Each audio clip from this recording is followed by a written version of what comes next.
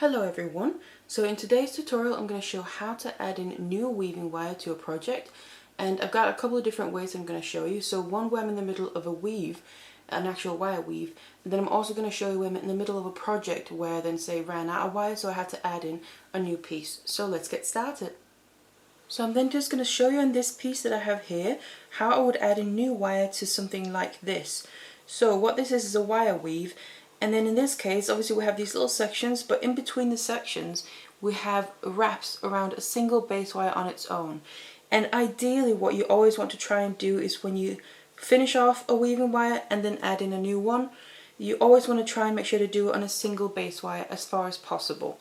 So what I'm going to do here is actually do it in between what would have two sections here of this wire weave. So I've just kind of stopped in the middle of that section, and then what I'm going to do first of all is get rid of this wire before I start the new one. So I've just come around to the back here where my wire is coming out from, between two base wires here, and you just want to also pay attention to what direction your weaving wire is wrapping around the base wire, the single one that you're finishing it off on. So I'm coming to the back, and then I'm going to get out some flush cutters here. So I want to get rid of this, but obviously without having an end sticking out anywhere, or ideally being able to catch too much on anything as far as possible. So this is coming up between the two base wires, so what I'm going to do is go right in there with my flush cutters and cut off the excess like that. And then basically the very end is going to be finished off right in between the two base wires. Now you're probably going to have just a tiny little bit sticking out, you usually do. So I'm just going to take some chain nose pliers, go right to that very end, and then just squeeze it down. And what I do is always squeeze it down as if it was continuing wrapping around. And then I like to kind of squeeze it down and then just roll my pliers a little bit over it in the direction that it's wrapping around the base wire. And then you're also going to be able to see and feel it's much more tucked in there, and you won't be able to feel it by just putting your finger over it as if you could feel it before when it was just sticking out. So that's how to finish it off first of all. So now here I want to start off adding in the new one. So I then grab my new length of wire here, my weaving wire, and then I'm going to start by wrapping this around. So same as you would then start off a weaving wire in the first place, we need to always attach this by wrapping around a single wire ideally, same as when we finish this off. It just wraps a lot better and it sticks a lot better long term by just wrapping around a single base wire. So what I'm going to do is you want to again pay attention to the direction that you've been wrapping the previous base wire around, or the previous weaving wire, sorry, around the base wire.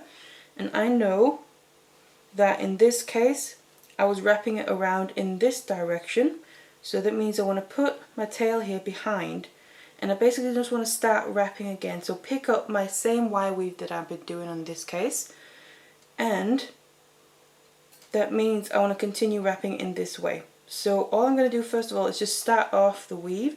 So first of all, attach my wire by going around that same base wire where I finished off the other one, push it all the way down, and wrap this, coil it around.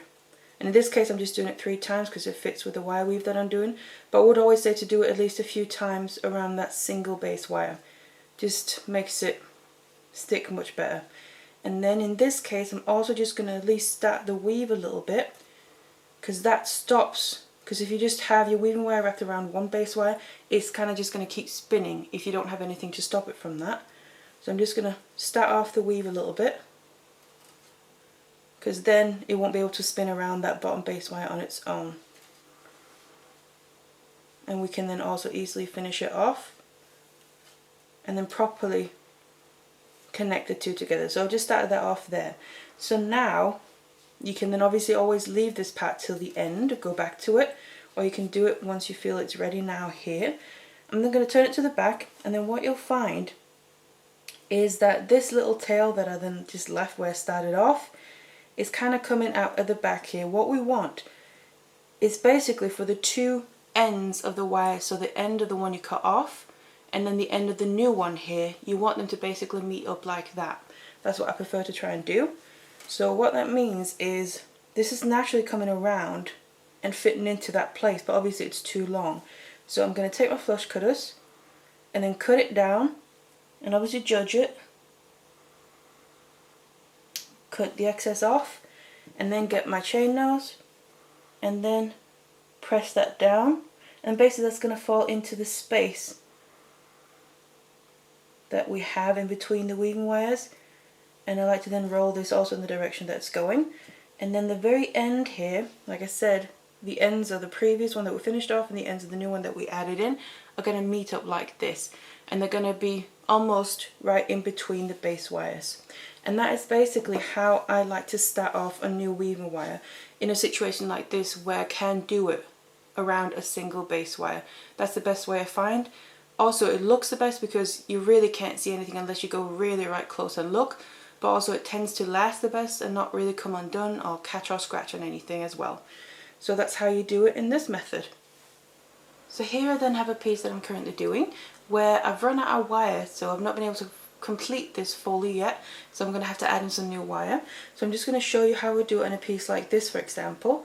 So where finished is right down here, and what you'll be able to see, the weave that I'm doing is this weave where I had these little flourishes, the tulip weave, but they're spaced out with single wraps in between around the bottom base wire. So that's this one here, the one that's closest right above the braid in the middle.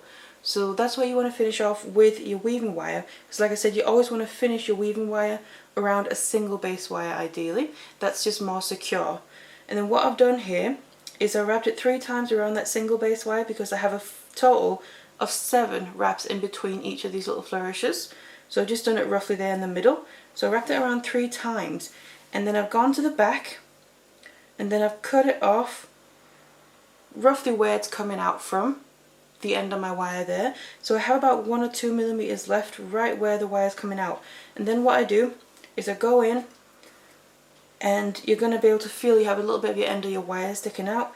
You take your chain nose pliers, press it down, and then in the direction that the wire is going, you then roll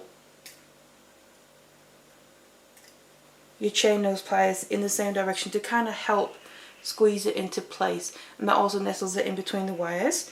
So now that we have that, so the actual end of the wire is finished off, we need to add in the new wire. So I prepared this place now. Then I take my new length of weaving wire, and I want to make sure that I continue wrapping around my base wire in the same direction that I've done with the existing one that I had to finish off. So in that case, that means I have to go in between the bottom 2 base wires, because if you go and have a look, what you can just do is have a look, if you're not sure, have a look at the previous wraps that you did. So I have to stick it through there and then do my wraps. So again, this is this bottom base wire, the one that's closest to the braid that I'm just currently wrapping just for this piece here. So I have to continue the single wraps around there, because again, as well as finishing off your weaving wire on a single base wire, you also ideally want to start your weaving wire on a single base wire. And then this is the second time around, and ideally when you can, you want to do about 2 to 3 times just to make it nice and secure. And this is the third one, and in this case I'm going to do 4 with this because it's going to then fit with the amount of wraps that I have between the others, because I finished off with 3 the previous wire and now I'm starting out, and I'm just going to do 4 because that makes 7. But that's just for this piece. Like I said, about 2 to 3 minimum I'd recommend. So something like that, and then again squeeze them down, and then I'm going to go back in to the weave and pick it up just as if I was doing it throughout here. So I'm going to take my next flourish and then just continue the weave that I was doing along the edge of this, because I just want to then get my weave secure here before I then go in and finish any ends off. Because if you just do a few wraps around the base wire by itself, because I've left a little tail there, you noticed right when I started out, we need to get rid of that obviously, but you want to just secure your weave and your wrapping wire before you get rid of that completely. Otherwise the wrapping wire is just going to kind of keep moving around the base wire and it's not going to be secure at all. But I've kind of got to a point now where this, I know it's going to stay in place because I've just done a few wraps on my weave. Then what I'm just going to do is show you how I would then finish this off. What you'll notice is when you go to the back, you can just slightly see the end of the wire, the weaving wire that you finished off. And what you then actually want to do is then have this one, is kind of, the new wire is kind of laying across that. What you want to then do is cut this down to a point where it's short enough that when you cut it off, rather cut it too long than too short, because you can always cut off more if you need to. But then when you then take your chain nose pliers after cutting it down, you have a little end left. Do the same thing, squeeze it in and then roll it into place.